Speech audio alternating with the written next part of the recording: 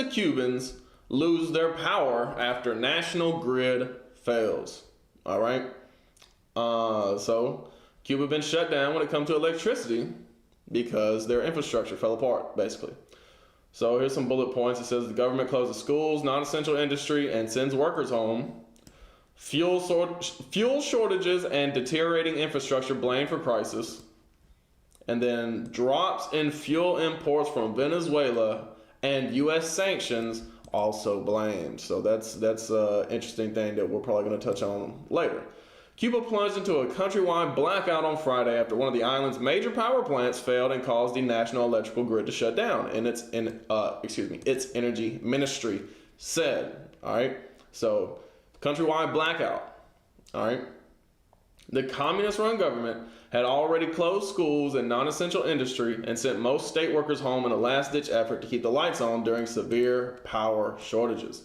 But shortly after midday, the Antonio, Gutierrez? Yeah, I'm sorry, my eyes are not great. Power plant, the country's largest and most efficient, went offline, prompting a total grid failure and leaving approximately 10 million people without power, right? So the electricity has failed in Cuba. Their infrastructure has failed. Officials did not say what had caused the plant to fail. There will be no rest until power is restored. So we'll see how long that takes.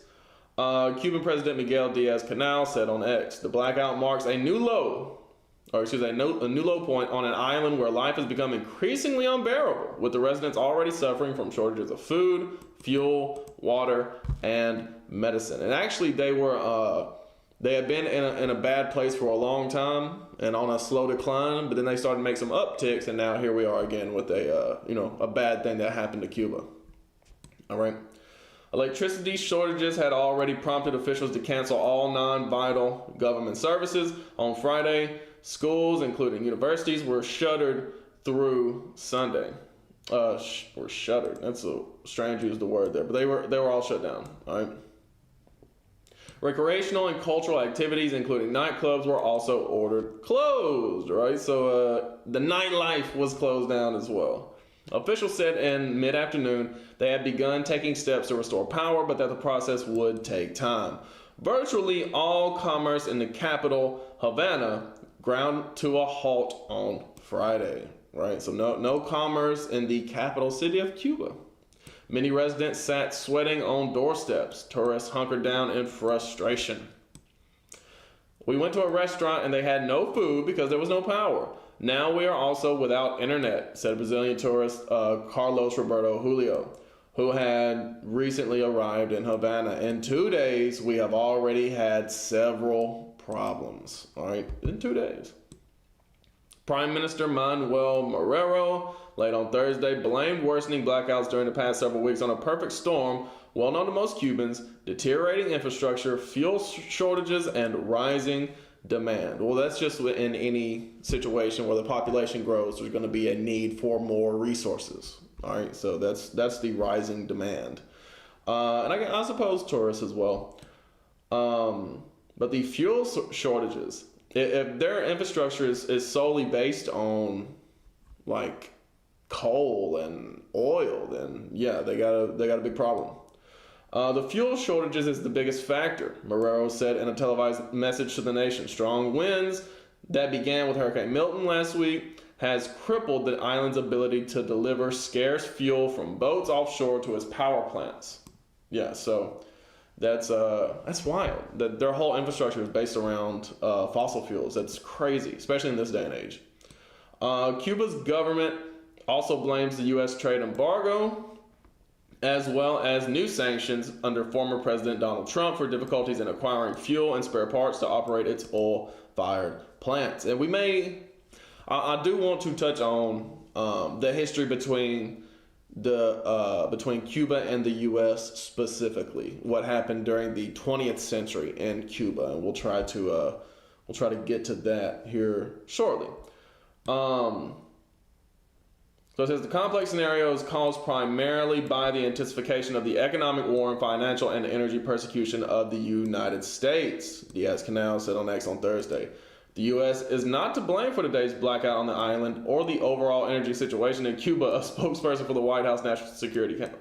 Of course, the White House said, yeah, we don't know about that. We've been, targeting Cuba for years, but, it's not our fault. Of course. Nothing's ever the U.S.'s fault, y'all. I don't know if y'all realize that. It says, while demand for electricity has grown alongside Cuba's private sector, fuel supply has evaporated. Cuba's largest oil supplier, Venezuela, has reduced shipments to the island to an average of 32,600 barrels per day in the first 9 months of the year, but about half of the 60,000 BPD sent in the same period of 2023, according to vessel monitoring data and internal shipping documents from Venezuela's state company, PDVSA. But yeah, to have your now I know in this day and age, with the global economy the way it is, no country is really self-sufficient, but they should be. Let's be honest. Most of a country's resources and dependency should come from within the country itself. That's how it should be, ideally.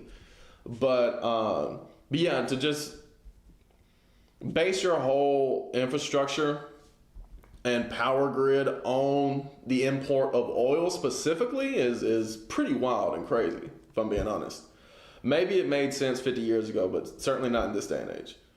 PDVSA, whose refining infrastructure is also ailing, has this year tried to avoid a new wave of fuel scarcity at home, leaving smaller volumes available for export to allied countries like Cuba, right? So, and there are more countries in Latin America that are, left-leaning socialist type countries, but Venezuela and Cuba are like the two main ones down there. And, they are not in a good case, specifically with U.S. sanctions and interference. Russia and Mexico, which in the past have sent fuel to Cuba, have also greatly reduced shipments to the island. Probably because Russia and Mexico are not as, socialist as they might have been at one point in time. Well, Mexico was never really socialist, but they are certainly more open to business with the U.S. than they are open to business with anyone else because, well, first of all, Mexico and the U.S. are neighbors. But, Russia and the U.S., they still like to do business even though there's tension because they are two global superpowers. Cuba is not that. So would you really want to risk your relationship with the global superpower just to help out a country in the middle of the Caribbean? A lot of people say no, and we'll get into that, why that is. The shortfalls have left Cuba to fend for itself on the far costlier spot market at a time when its government is near bankrupt. That's interesting. So let's get into the history of Cuba real quick. Wikipedia, I do like using Wikipedia, but we know that anybody can edit Wikipedia. The thing about Wikipedia is, though, it uses multiple sources. All right, so that's why I like to use it. And, everything's cataloged pretty well. So it says the island of Cuba. Before I even get into that, I just want to explain. We're going into the history of Cuba this week. All right? We're going to get into why it is that this country ended up in the state that it's in the first place. What happened with Cuba? All right? So it says the Isle of Cuba was inhabited by various Native American cultures prior to the arrival of the explorer Christopher Columbus in 1492. After his arrival, Spain conquered Cuba and appointed Spanish governors to rule in Havana. It says the administrators in Cuba were subject to the viceroy of New Spain and the local authorities in Hispaniola. All right, so notice, and then it skips from 1492 to 1762. So I want to give a little bit of context. And, we could go into all of this, but I have a book that I want to point out real quick. And this is the downloads that I was trying to make. This is a physical book that I have. Which one of this is the right one? I think it's this one. I'll show you the cover. Is this the cover of the book? No, it's not. Where's the cover? It's not going to be that one. What about this one?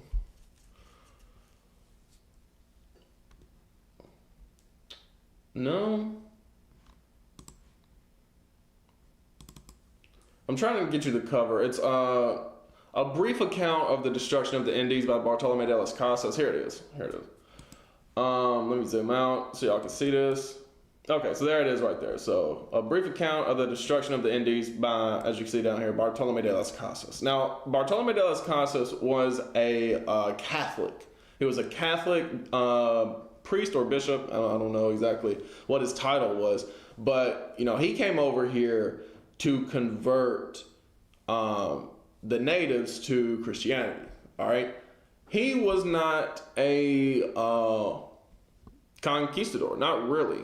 I mean, his you could say what he was doing was colonial, right, an imperialist in a way. It was certainly he was certainly someone who was charged by the state of Spain, that is, to come and do this.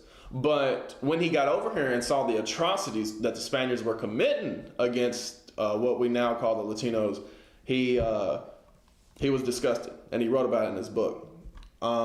So let's get this first page, and it's just 2.5 pages. I just want to read real quick.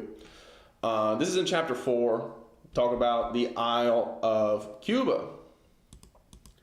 So it says, let me zoom in a little bit. There we go. It says, in the year of our Lord 1511, they passed over to Cuba, right, the Spaniards, which contains as much ground in length as there is distance between Valladolid and Rome. So I don't know what Valladolid is. I think that's in Spain. He's saying Cuba's as big from Spain to Italy. Let me look up Valladolid real quick.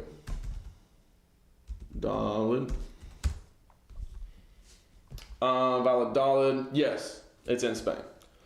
So yeah, he's saying there's as much distance across the island of Cuba as it is from Spain to Italy. All right. Well furnished with large and stately provinces, and very populous, against whom they proceeded with no more humanity and clemency. He's saying, look, I was about to say it right here, or indeed to speak truth, with greater savageness and brutality. You see it right there. So they, he's saying they showed no humanity, the Spaniards, when they came against the Cubans. They showed no kind of humanity, just savageness and brutality. Several memorable transactions worthy observation passed in his island.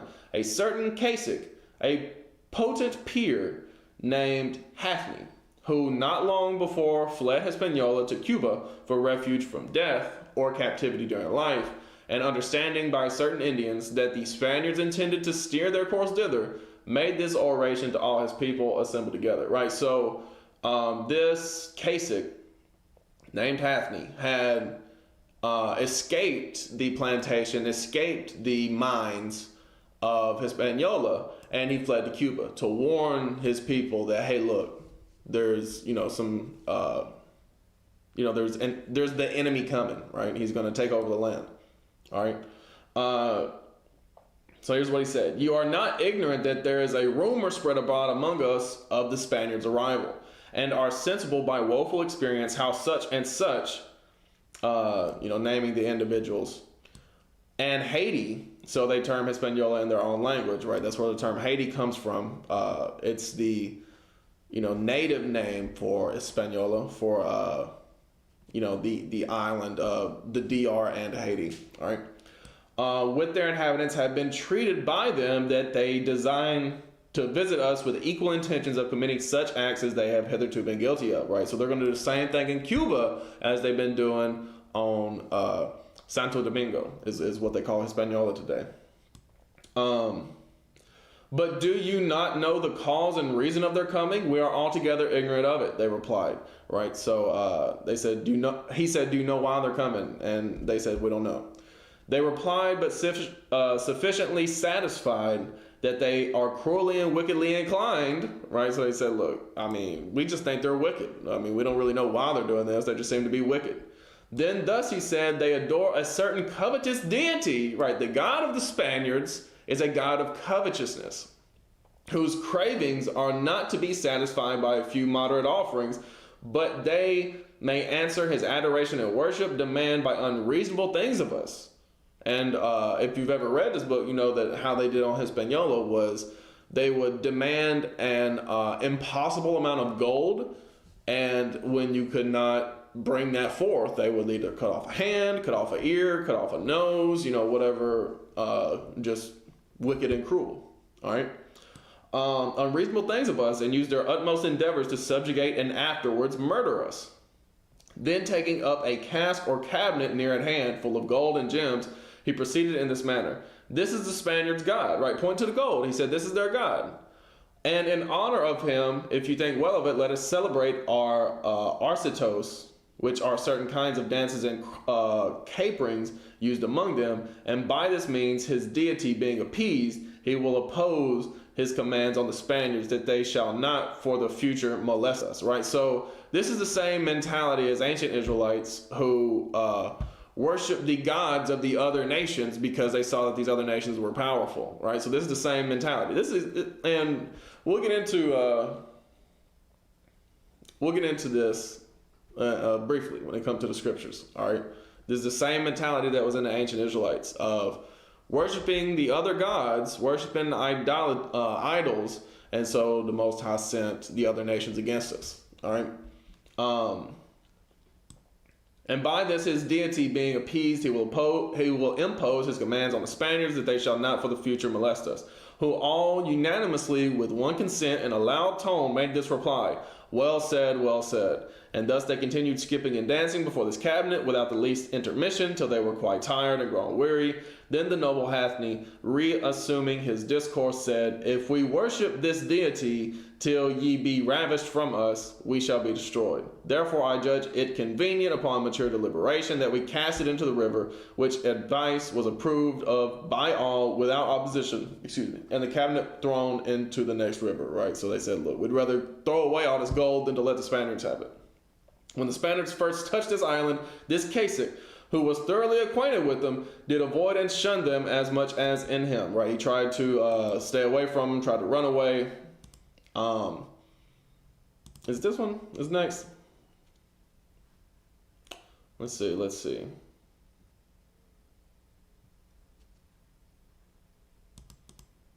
No. It'd be this next one. This one right here, I think.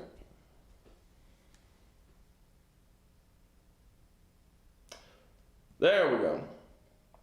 He said he tried to avoid them, lay and defended himself by force of arms, wherever he met with them, but at length being taken, he was burnt alive for flying from so unjust and a cruel nation, and endeavoring to secure his life against them, who only thirsted after the blood of himself and his own people, right? So he was trying to defend against the Spaniards. That didn't work out. They captured him and burnt him alive, all right?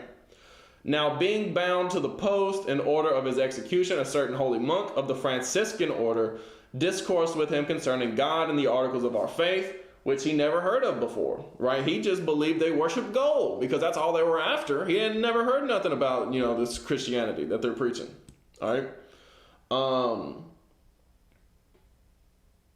And which might be satisfactory and advantageous to him, considering the small time allowed him by the executioner, promising him eternal glory and repose, if he truly believed them, or otherwise everlasting torments. After that Hathni had been silently pensive some time, he asked the monk whether the Spaniards also were admitted into heaven, and he answering that the gates of heaven were open to all that were good and godly, the cacique replied without further consideration that he would rather go to hell than heaven, for fear he should cohabit in the same mansion with so sanguinary and bloody a nation, right? So this is a common tale told amongst many of the caciques and chiefs that were captured by the Spaniards. They would put them to a post, right? Threaten to burn them alive and say, you can convert to our religion now and you'll go to heaven. If not, you'll go to hell. And then the people would ask them, and I think Aldo Wapa had a similar story when talking about him. But they would ask, okay, where are you going? They say, we're going to heaven. They say, hey, well, I'd rather go to hell. I don't want to be with y'all, right? So it's the same thing with Hathni here. He said, I'd rather go to hell than be with y'all, all right?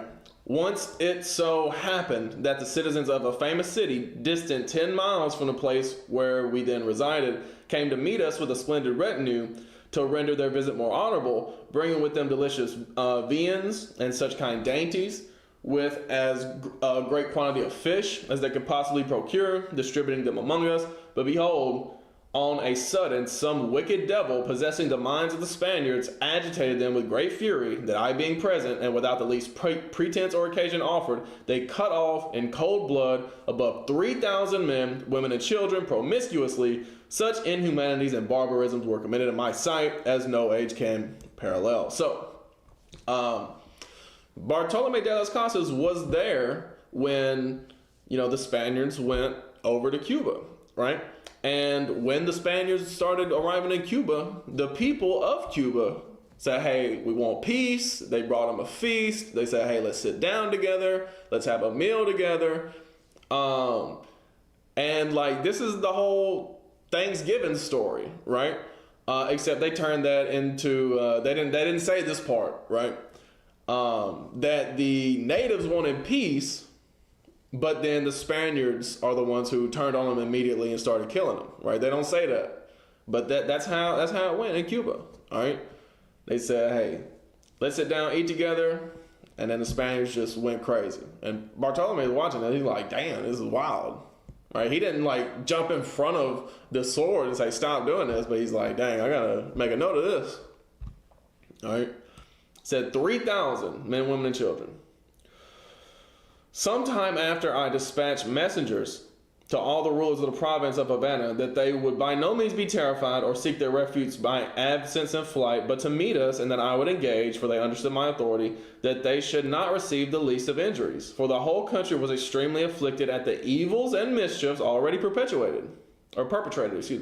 And this I did with the advice of their captain. As soon as we approached the province, 22 of their noblemen came forth to meet us, whom the captain, contrary to his faith given, would have exposed to the flames, alleging that it was expedient they should be put to death, who were at any time capacitated to use any stratagem against us, but with great difficulty and much ado, I snatched them out of the fire, right? So Bartolome said, hey, look, I'm trying to help y'all out. Y'all should just do what we say. Or else, we're just going to kill all of y'all. These islanders of Cuba being reduced to the same vassalage and misery as the inhabitants of Hispaniola, right? The same thing happened in Cuba as happened on Santo Domingo. Seeing themselves perish and die without any redress, fled to the mountains. Remember that part. Fled to the mountains for shelter.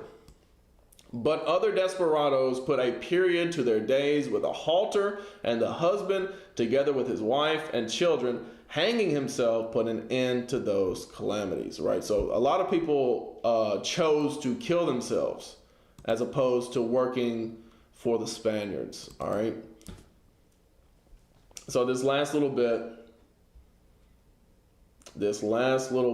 here, this little, not even half a page.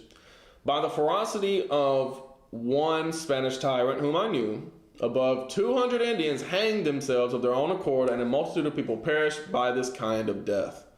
A certain person here in the same isle, constituted to exercise a kind of royal power, happened to have 300 Indians fall to his share, of which in 3 months, through excessive labor, 160 were destroyed, insomuch that in a short space there remained but a 10th part alive, namely 30.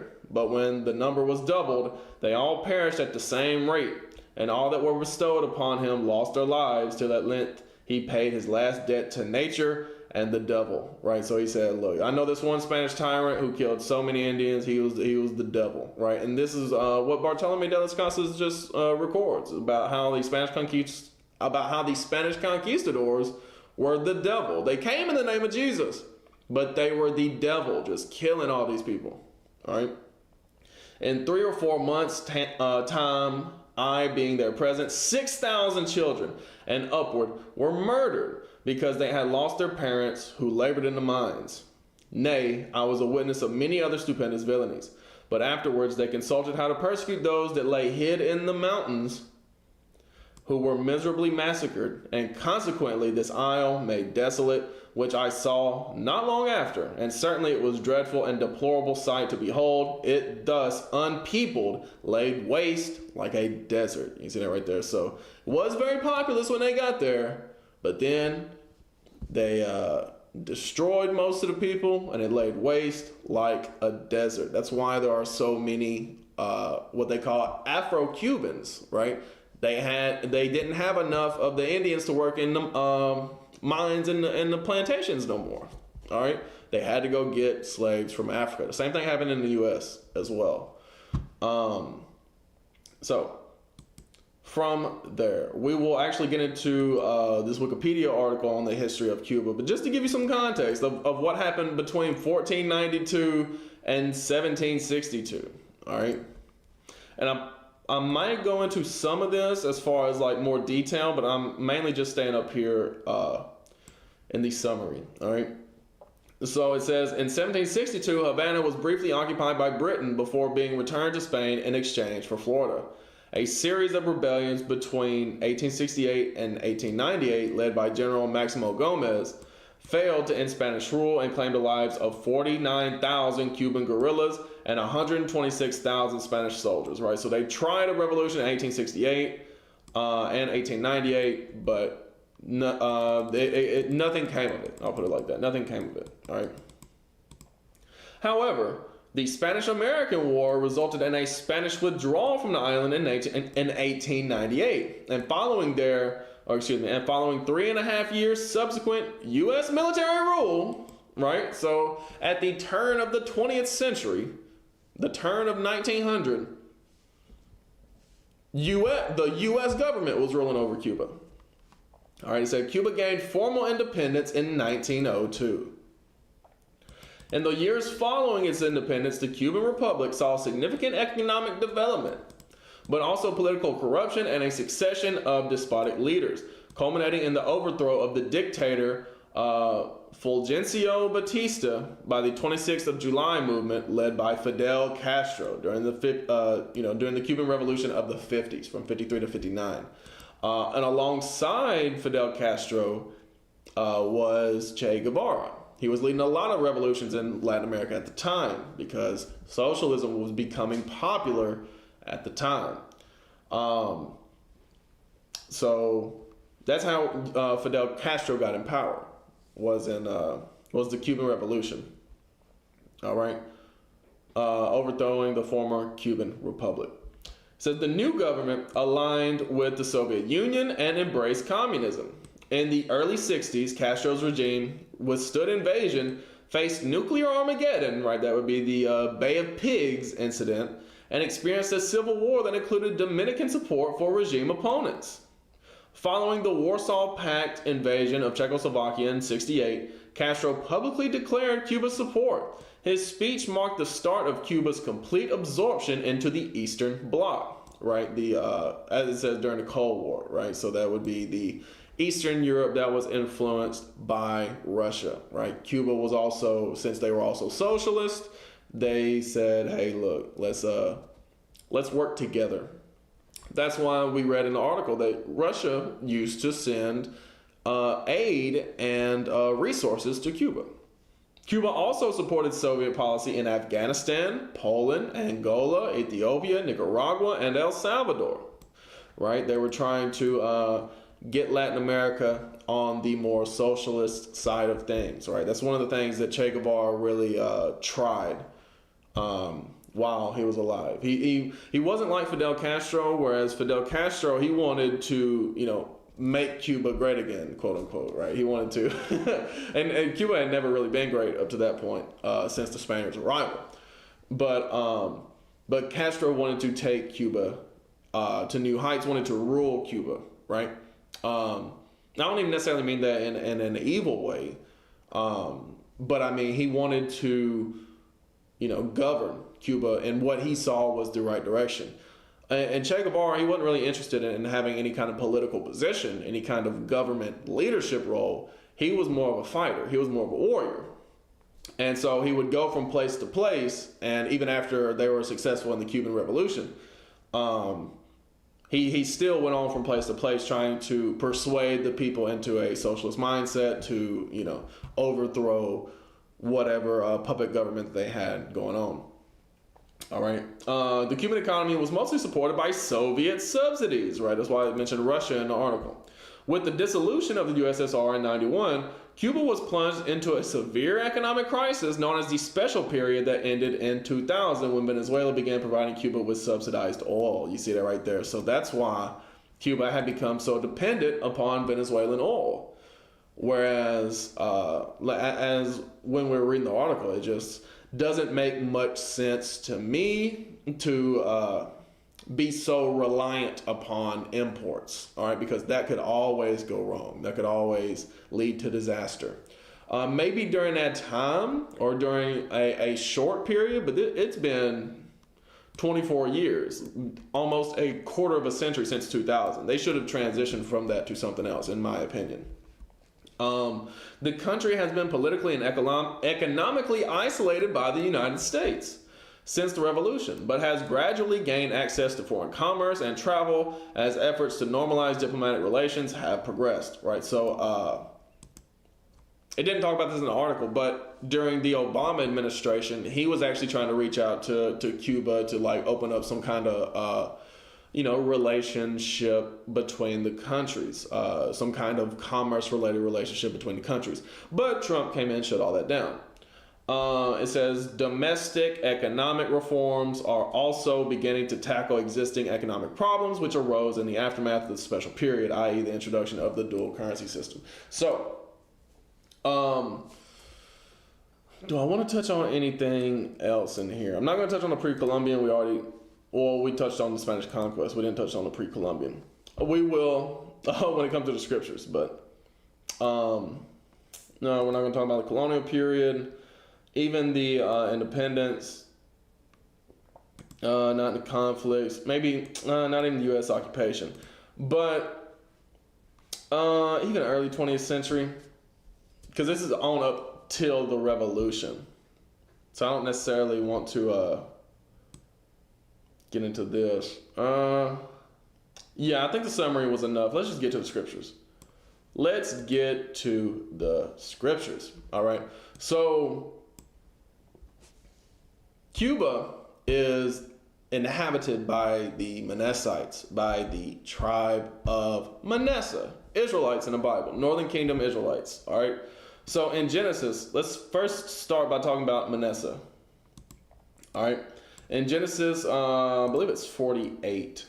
In Genesis 48, we'll talk about Manasseh here a little bit. And we talked about this in Bible History 101, but we didn't really talk about the peoples that Ephraim and Manasseh became. All right. So I'm going to jump down to when it talks about Ephraim and Manasseh. This is Jacob's blessing. I guess I'll start with verse 15. And he blessed Joseph. This is Jacob blessing Joseph. And said, God, before whom my fathers Abraham and Isaac did walk, the God which fed me all my life long unto this day, the angel which redeemed me from all evil, bless the lads. And let my name be named on them, and the name of my fathers Abraham and Isaac. And let them grow into a multitude in the midst of the earth, right? Let them grow into a populous peoples, all right? And when Joseph saw that his father laid his right hand upon the head of Ephraim, it displeased him. And he held up his father's hand to remove it from Ephraim's head unto Manasseh's head, right? Because Manasseh was the firstborn. And Joseph said unto his father, not so, my father, for this is the firstborn. Put thy right hand upon his head. And his father refused and said, I know it, my son, I know it. He also shall become a people, right? The Cubans, right? Manasseh became a people, the Cubans. And he also shall be great, right? They are a great people. But truly his younger brother shall be greater than he, and his seed shall become a multitude of nations, right? That's why Cuba is its own people, whereas Puerto Rico is a part of the U.S., right? It's has become a multitude of nations. Not only that, Ephraim was the head of the Northern Kingdom, so you could say all the 10 tribes that Ephraim had governorship over, they became those nations as well. Because again, they were under Ephraim in the Northern Kingdom. But from there, let's as you can see here, actually, I do want to say this right here, that Ephraim and Manasseh came from Joseph, but Jacob treated them and blessed them as if they were one of the 12 tribes, right?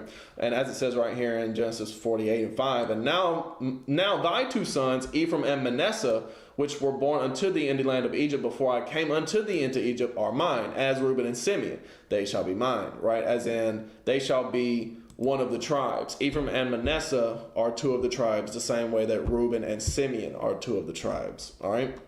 So let's go to Genesis 49 real quick. And this is more generally speaking about Joseph, but I do think it's important. All right. So this is Genesis 49, starting with 22. It says, Joseph is a fruitful bow, right? Because out of Joseph sprang two tribes, not just the one. It's Ephraim and Manasseh sprang from Joseph. Even a fruitful bow by a well, right? Water all around. That's why they're in islands, whose branches run over the wall, right? So this goes into how and this is general about the northern kingdom, but the branches here are talking about how the seed of the northern kingdom was more likely to mix with the Spaniards that came, and really with any of the nations that they were, entangled with. Like you read about in 2 Kings 17 about how the northern kingdom, when they were taken into captivity by the Assyrians, they were placed in cities of the Medes. All right, that's why you have the natives having the appearance that they have. Whereas the southern kingdom, the black tribes are still, they mix with Canaan a bit, but they, didn't mix with everyone. All right, the archers have sorely grieved him and shot at him and hated him. Is that not what we just read about how these Spaniards came through and hated them? All right.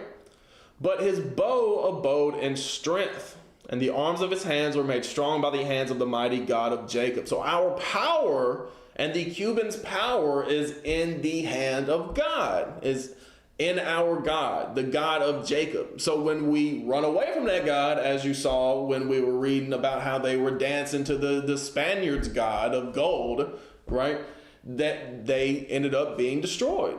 And that was the whole reason why God brought these Spaniards against the Cubans in the first place, is because the Cubans had already went into idolatry. And we're going to read about that here briefly, here in a minute.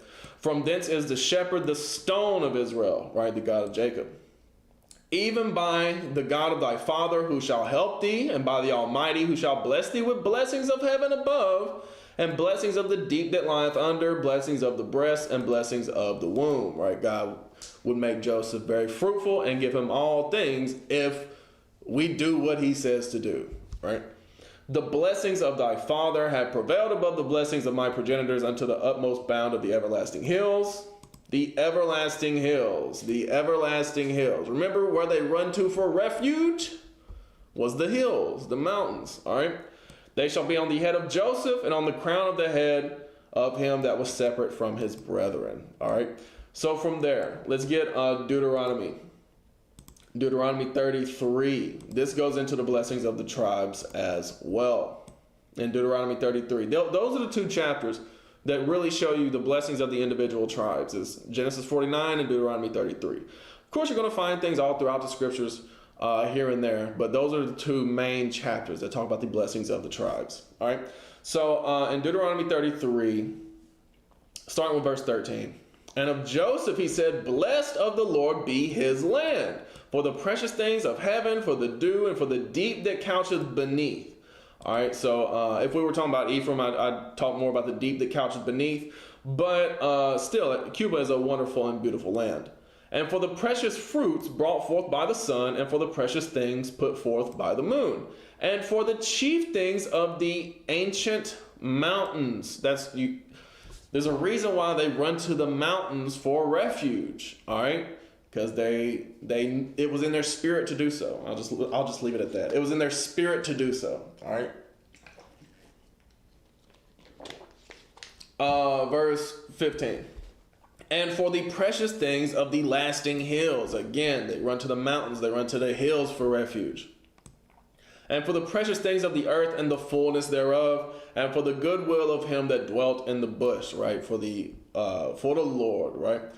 The goodwill of the Lord, the blessing, as it says right here. Let the blessing come upon the head of Joseph, and upon the top of the head of him that was separated from his brethren, Moses is just quoting Genesis 49, the same thing. His glory is like His glory is like the firstling of his bullock, and his horns are like the horns of unicorns, right? So very powerful, very strong, all right? Like when it says unicorn right here, it's not talking about like a horse with a horn. It's talking about like a rhino, strong like a bull, strong like a rhino, all right? That's why when it comes to when the USSR failed, right, and they give up on a whole socialist idea, Cuba has not given up on it yet. They're still fighting. They're still holding out, right? They're strong. With them, he shall push the people together to the ends of the earth. And they are the 10,000s of Ephraim, and they are the thousands of Manasseh. So that lets you know who led the journey over here was the Puerto Ricans and Cubans, the Ephraimites and Manassites. Whenever all 10 tribes came over here, you read about it in 2nd Ezra 13. Let's just get that, because y'all may not know. If y'all watching this, y'all may not know why I'm referring to the indigenous as Israelites. Y'all maybe never heard this before. But in 2nd Ezra 13 and verse 40, starting with verse 40. Come on now. There we go. It says, those are the 10 tribes which were carried away prisoners out of their own land. In the time of Hosea the king, you read about this in 2 Kings 17, whom Salmanassar, I think it's Salmanassar the fifth, the king of Assyria, led away captive, and he carried them over the waters, so came they into another land, right? The land of the Medes is where he placed them. Again, you read that in 2 Kings 17. But they took this counsel among themselves that they would leave the multitude of the heathen and go forth into a further country where never mankind dwelt. All right, so that's what happened to the 10 tribes. And I was just reading Nehemiah 11 yesterday, and it lets you know, and the book of Ezra and the book of Nehemiah let you know this, but they let you know that when the people come back to the land, right, when the Jews came back after the captivity in Babylon, it was just Judah, Benjamin, and Levi. The rest of the tribes did not come back. So where did they go? All right. It said that they took this counsel among themselves that they would leave the multitude of the heathen and go forth into a further country where never mankind dwelt. Everybody, or rather everywhere in the east had already been inhabited at that time. It was just the west that had not been inhabited yet. All right.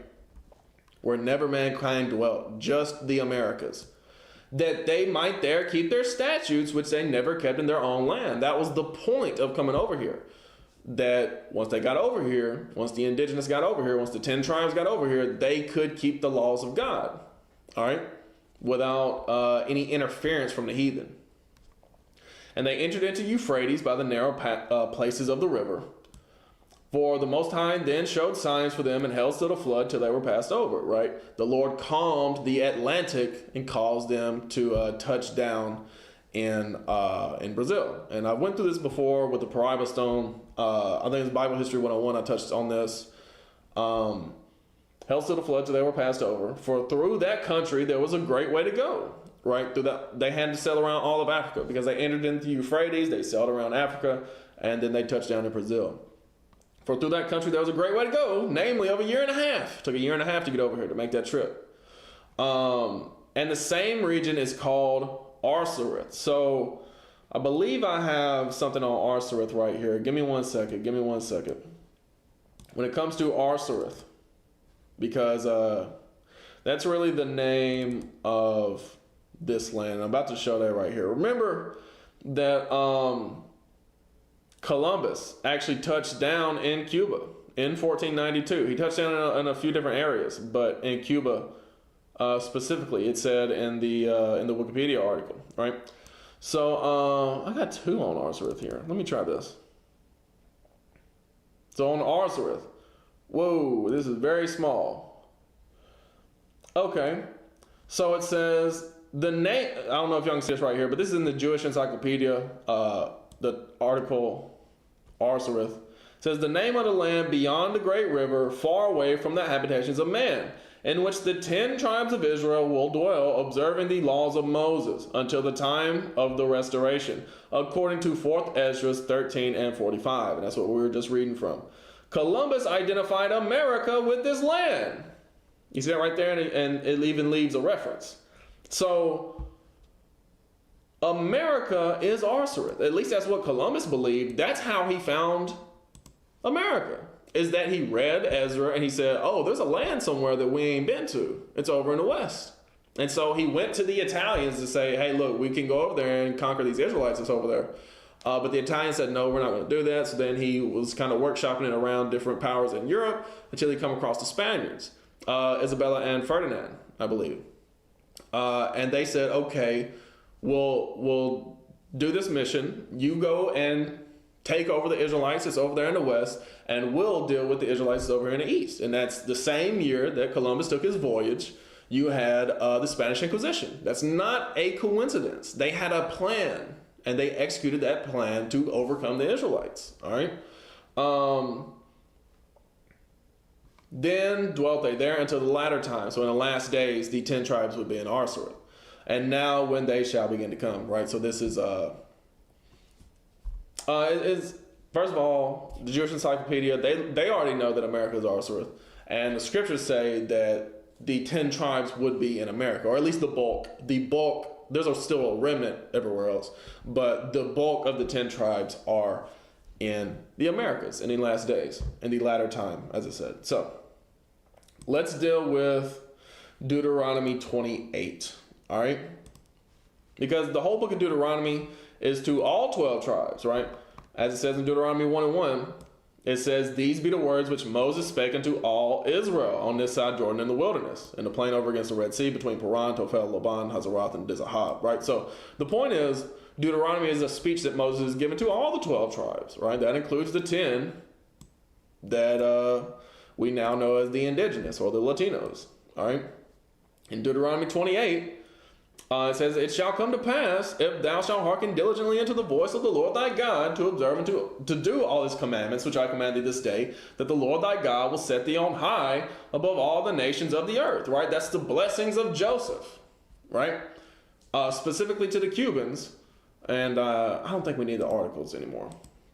But specifically to the Cubans, the great blessings and great promises given to the Cubans, being the firstborn of Joseph, right? He didn't receive the birthright, but he's still Manasseh, all right? He's still forgetful. That's what Manasseh means. The Cubans don't know. The Cubans don't know that they're Israelites. They've been forgetful. And as we read in the destruction of the Indies, they were forgetful about what God to worship, all right? But God said, look, if you keep the commandments, then there will be blessings to you. All right? Verse 15. But it shall come to pass, if thou wilt not hearken unto the voice of the Lord thy God, to observe to do all his commandments and his statutes, which I command thee this day, then all these curses shall come upon thee and overtake thee. Right? So it says, cursed shall be thy city, cursed shalt thou be in the city, and cursed shalt thou be in the field. So one of the things that was very popular in Cuba was sugarcane. All right, they brought a lot of slaves over to work in the sugarcane fields on plantations. All right, and the fields, the mines that they were forcing the natives to dig the gold out of, and also cursed shalt thou be in the city. All their power is shutting down. They said you can't go to the club no more; it's shut down. You can't go to the restaurant no more; it's shut down because they're cursed. All right, they're not self-sufficient. All right. Cursed shall be thy basket and thy store, right? Thy resources. And it says in verse 18, cursed shall be the fruit of thy body, right? Your kids, and the fruit of the land, right? The resources, the increase of thy kind, and the flocks of thy sheep, right? So the resources. Cursed shall be the resources. They're not self-sufficient. They can't use the resources of Cuba to make themselves, prosperous. I'll put it like that. All right, so let's keep going. Verse 25, this is what we was reading in Destruction of the Indies. The Lord shall cause thee to be smitten before thine enemies, right? Killed. The Spaniards came through and killed everybody. Thou shalt go out one way against them and flee 7 ways from before them. That's what Hathni was trying. He's trying to run away in all sorts of different ways. And they still got him. And shalt be removed into all the kingdoms of the earth, right? They sent him on slave ships.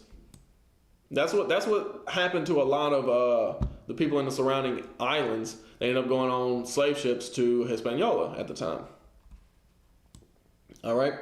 So jumping down, verse 33, the fruit of thy land and all thy labor shall a nation which thou knowest not eat up. Thou shalt be only oppressed and crushed always. Again, the resources. The Spaniards came and they stole the resources. That's, that's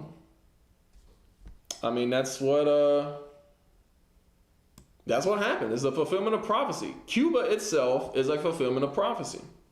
Verse 36, the Lord shall bring thee and thy king, which thou shalt set over thee, unto a nation which neither thou nor thy fathers have known. And there thou shalt serve other gods, wood and stone. And see, you have some situations where, I mentioned Atahualpa, and we were reading about, a brother named Hafni, where they were put on the stake and were being burned, and they still didn't choose to serve the other gods. But guess what that did for all the rest of the people that were watching it? They said, I don't want to be burnt alive. I guess I'm going to serve this Christian God that they're talking about. All right? The white Jesus. And that's what happened. All right? And thou shalt serve other gods. That's what ended up happening. All right? So, jumping down to, let's read verse 49. It says, the Lord shall bring a nation against thee from far, from the end of the earth, as swift as the eagle flieth. And the symbol for imperial Spain was the eagle, the same as all the European nations who were imperialists. They had an emblem of an eagle. Same with America, the emblem of an eagle. A nation whose tongue thou shalt not understand, right? The Cubans, they didn't understand Spaniards. They didn't understand Spanish when the Spaniards came. They were speaking a dialect of Hebrew, a broken Hebrew, all right? A nation of fierce countenance, which shall not regard the person of the old, nor show favor to the young. Is that not what we saw? Where it said, hey, all these children died. They ended up starving to death and being murdered because all their parents were murdered. That's what Bartolome de las Casas said. All right?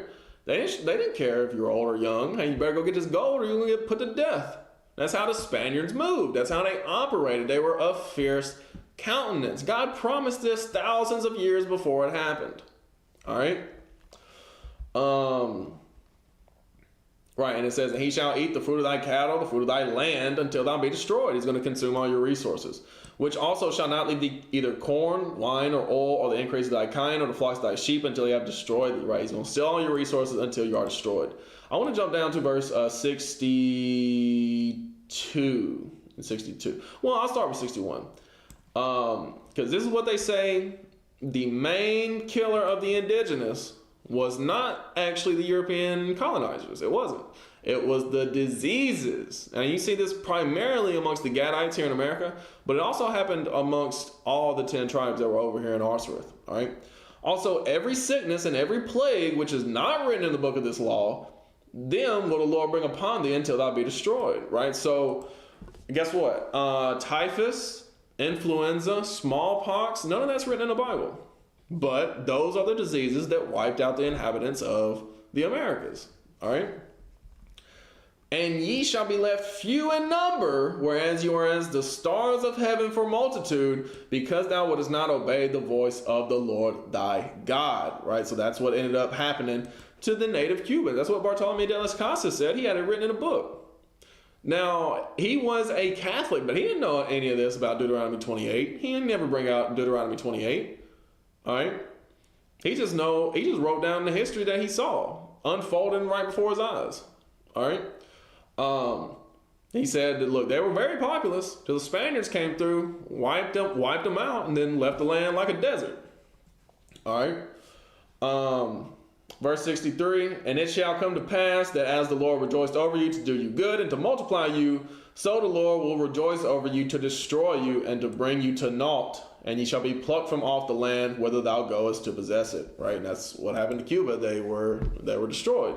They didn't have independence until the 20th century, until the 1900s. All right? So from there, in Lamentations 5, it pretty much says the same thing. When Jeremiah saw everything unfolding, he wrote it down as well. It said Lamentations. I don't know why I went to Jeremiah. In Lamentations 5... starting with 1. It says, "Remember, O Lord, what has come upon us. Consider and behold our reproach. Our inheritance," meaning our land, "is turned to strangers, our houses to aliens." All right, and they like to call Latinos illegal aliens. But the scriptures say that, hey, when the conquistadors came, they were the aliens. All right, they're the ones who stole the land. "We are orphans and fatherless. Our mothers are as widows." All right, because they killed all the men. All right, and were we not just reading about orphans and the fatherless? Come on, man. This is Bible prophecy. "We have drunken our water for money. Our wood is sold unto us. They steal our resources and then sell it back to us." All right. "Our necks are under persecution. We labor and have no rest." We labor and have no rest.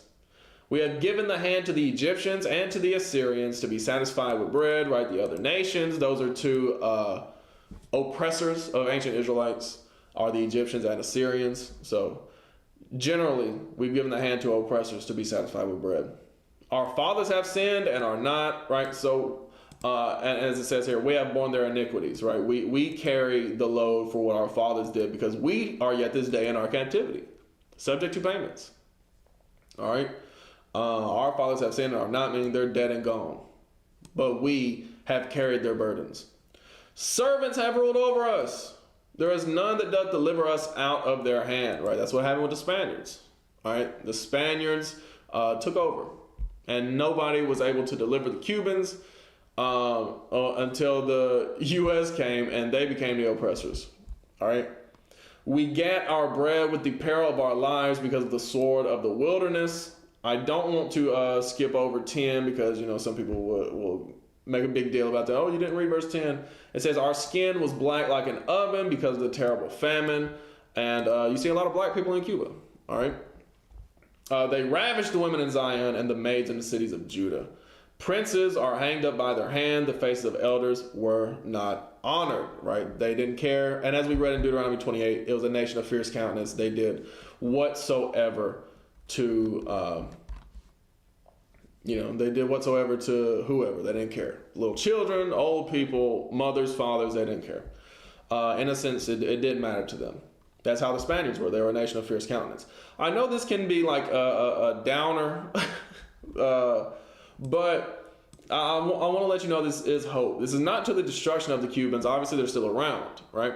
So Revelation 7, the Manassites were counted in that number. All right, in Revelation 7, "And after these things I saw 4 angels standing on the 4 corners of the earth, holding the 4 winds of the earth, that the wind should not blow on the earth, nor on the sea, nor on any tree." This is talking about the winds of change, the winds of war. "And I saw another angel ascending from the east, having the seal of the living God. And he cried with a loud voice to the 4 angels to whom it was given to hurt the earth and the sea." That's what lets you know it's not talking about literal wind, because wind just on its own does not hurt anything.